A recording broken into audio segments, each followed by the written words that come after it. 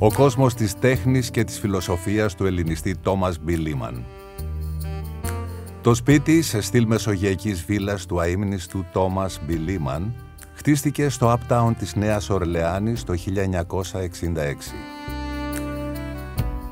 Ο Λίμαν τακτικά στο προσωπικό του κανάλι απαγγέλει κλασικά κείμενα της ελληνικής γραμματείας. Welcome to another exciting evening of Greek metrics.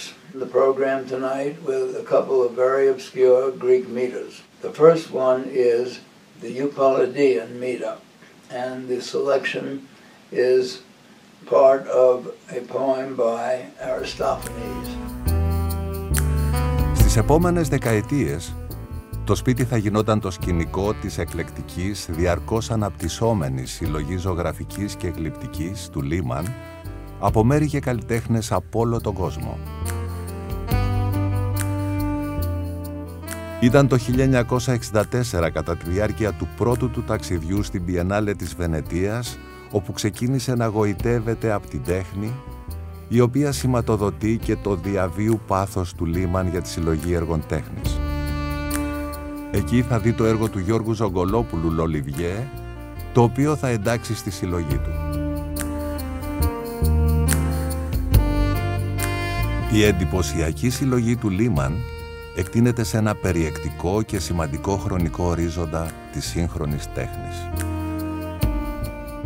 Περίπου 300 έργα από το estate του Τόμας Μπι Λίμαν βγήκαν σε δημοπρασία μεταξύ 14 και 15 Οκτωβρίου του 2023, συμπεριλαμβανομένο μεταξύ αυτών των έργων το έργο του Γιώργου Ζογκολόπουλου, αλλά και του Θήμιου Πανουριά, του οποίου το έργο είχε μία ευδιάκριτη θέση στον κήπο του σπιτιού, έτσι που να είναι ορατό τόσο εξωτερικά όσο και από το εσωτερικό της βίλας.